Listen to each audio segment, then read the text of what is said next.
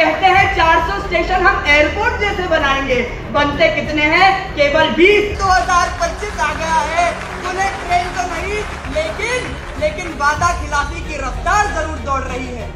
मध्य प्रदेश के इंदौर में आयोजित एक वाद विवाद प्रतियोगिता चर्चा का विषय बन गई।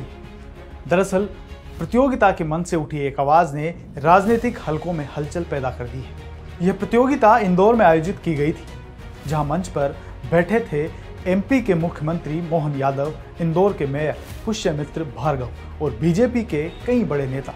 वहीं माइक पर थे खुद मेयर के बेटे संघमित्र भार्गव। भार्गव ने सरकार की नाकामियों पर ऐसा धारदार भाषण दिया कि हर कोई सोचने पर मजबूर हो गया।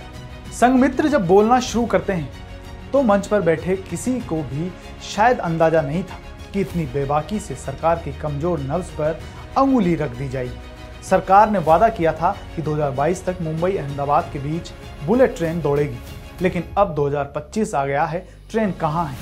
संघमित्र ने सीधे मन से ये सवाल दागा। शायद इसी पल मंच पर बैठे नेता और दर्शक सबके चेहरे पढ़ने लायक थे। फिर वो रुके नहीं। रेलवे की सुरक्षा, हादसों और सिस्टम की खामियों पर उन्होंने तीखी बात कही। जब रेल पटरी से उतरती है तो सिर्फ डिब्बे नहीं टूटते, किसी माँ की गोद सूनी हो जाती है, किसी बच्चे का भविष्य अंधेरे में चला जाता है।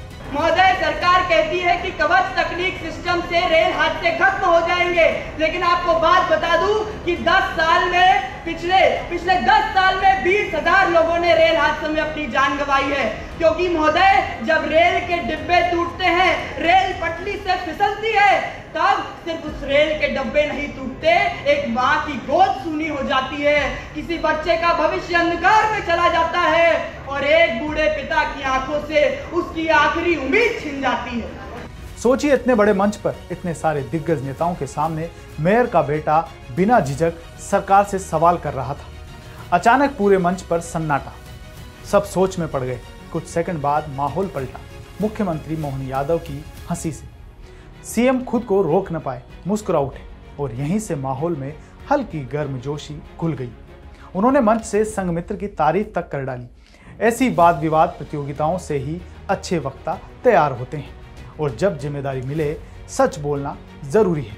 ये मैं अपने भतीजे के लिए भी जोरदार तालियां बजाऊंगा, जैसे भी उसको बोलूंगा कुछ बात कीजिए, लेकिन उसने जो बेबाकी से अपनी बात करी, पक्ष हो या विपक्ष, उसको जो जवाबदारी थी वही तो बोलेगा। हमारी सरकार ने आप टॉप पे ले लो। अब जाहिर है संघमित्र की बेबाकी से पिता मेयर साहब थोड़े असहज हो गए, बगले झांकते नजर आए। वहीं विपक्ष, खासकर कांग्रेस, इस मौके को भुनाने में जुट गई।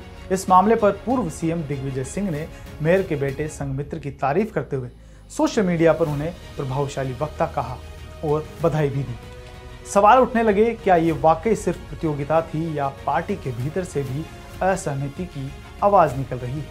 असल में संघमित्र का ये भाषण एक प्रतियोगिता के मंच पर था, जहां विषय था क्या देश की रेल, कृषि और खेल नीतियां उम्मीदों पर खरी उतरी है। संयोग देखी विपक्ष की भूमिका निभाते हुए संघमित्र ने सरकार से तीखे सवाल पूछ डाले, जिनसे मंच ही नहीं सारा सोशल मीडिया गूंज उठा। ऐसे में सवाल उठता है कि क्या सचमुच बेबाकी और ईमानदारी से सवाल पूछना ही किसी वक्ता की सबसे बड़ी ताकत है, या आज के दौर में यही सबसे बड़ा साहस भी है?